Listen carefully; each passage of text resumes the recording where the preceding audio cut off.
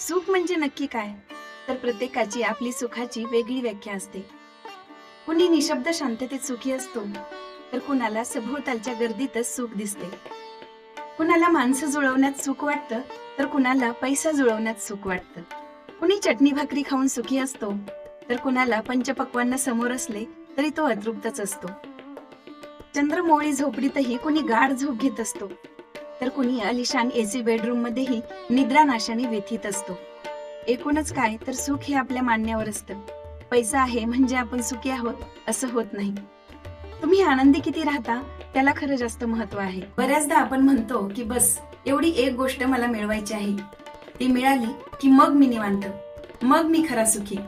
पण उद्या पुन्हा नवीन गरजा, नवीन अपेक्षा वाढतच राहतात आणि आपण त्यामागे धावू लागतो.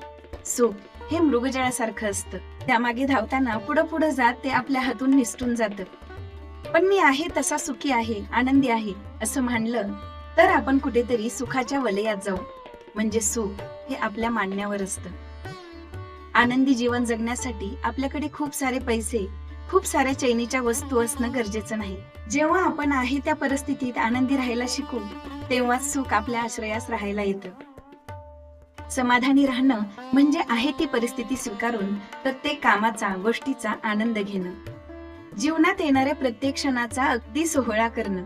थोडक्यात काय, तर समाधानी असणं, समाधानी राहणं हीच खरी सुखाची गुरुकिल्ली आहे. सुख म्हणजे नक्की काय असतं याविषयी माझे विचार मी आपल्या समोर मांडले. तुम्हाला आवडले असतील तर लाईक जरूर करा आणि जीवनरंग मराठी या चॅनलवर नवीन असाल तर चॅनलला सबस्क्राईब जरूर करा. धन्यवाद.